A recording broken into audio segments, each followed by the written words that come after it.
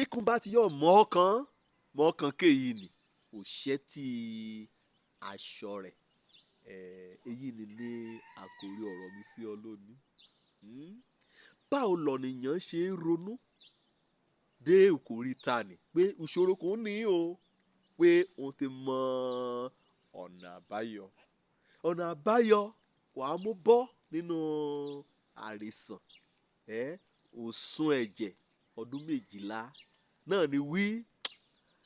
olùgbàlà kìmẹ́ gbọ́ nípa rẹ̀ ni Jésù Kristi kan ó kiri ìṣòro ni kí mo bá ti yọ̀ mọ́ kan Ùṣẹ Tí Aṣọ Rẹ. Ùṣẹ Tí Aṣọ Jésù lọ́bùnrin ni ó jà kó mú ìgbàgbọ́ rẹ̀ ó mú sínú Ùṣẹ Tí Aṣọ ni wí kó bá ti yọ̀ mọ́ kan Ùṣẹ Tí Aṣọ Rẹ wí lọ́gán wí ọ̀rọ̀ àwọn aya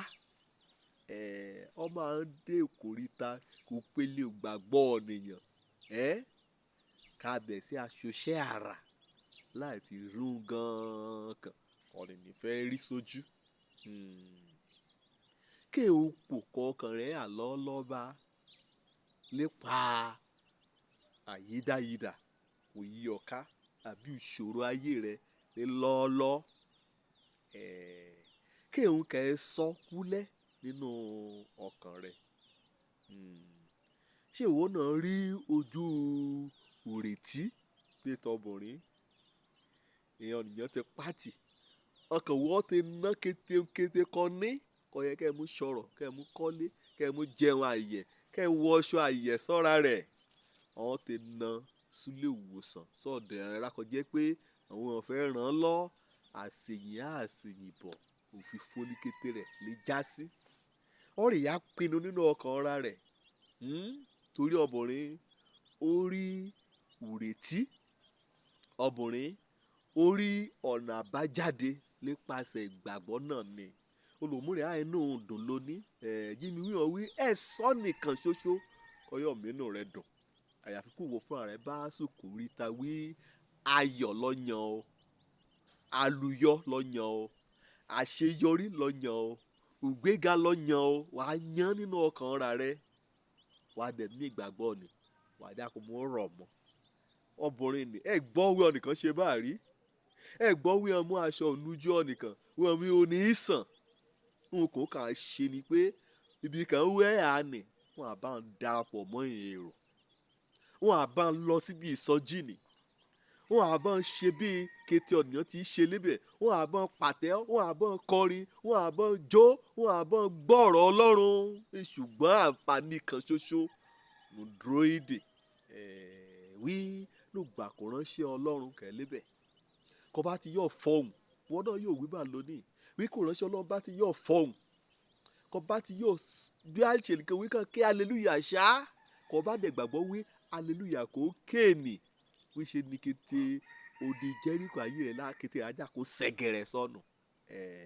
ìgbàgbọ́ lè jẹ́ bá ọbùnrin orí ìrètí ní Ùṣẹ Tí Aṣọ Ọlọ́run Olódùmarè ọmọwé aṣọ agbára ni ọmọwé aṣọ ẹlẹ́dàá ọ̀run ayé ni ọmọwé aṣọ dókítà kò jẹ́ pé ènìlò àti mọ́ọ̀kàn ènìlò àti ṣiṣẹ́ abẹ lórí ayé rẹ kò yanu tí ṣẹlẹ̀ Ùṣẹ tí rẹ èyí ṣe kété aṣọ nìkan àgbámú èyí ṣe kó fẹ́ dì mọ́ èyí ṣe kó fẹ́ mọ́ọ̀kàn gan ibi kì í ránṣẹ́ Ọlọ́run bá ti jòkó sí àìmọye ọ̀nìyàn náà yìnyín yín mú sí lónìí bá o èyí ṣe pé mo bọ́ ọmọ sí kàn sọ ìránṣẹ́ Ọlọ́run hàn kàn sọ́dọ̀ rìṣà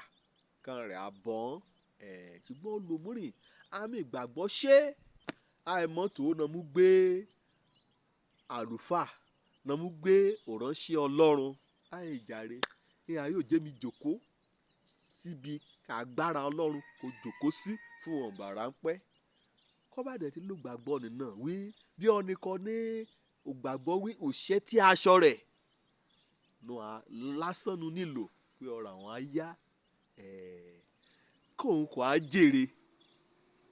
kẹ́ ẹ jẹ́ èrè rẹ̀ nípa gbígbẹ́kẹ̀lé agbára Ọlọ́run agbára kẹ̀ nínú ọ̀rọ̀ rẹ̀ agbára kẹ̀ nínú aṣọ rẹ̀ ikí mo bá ti yọ̀ mọ́ kan Ùṣẹ Tí Aṣọ Rẹ ọ̀rọ̀ mi á yá ìyá gágá. Òjó lórúkọ mi, ọmọ àbálábí tán gbàgbọ́ nínú Jésù Kristi èdòjú ti ní ire o.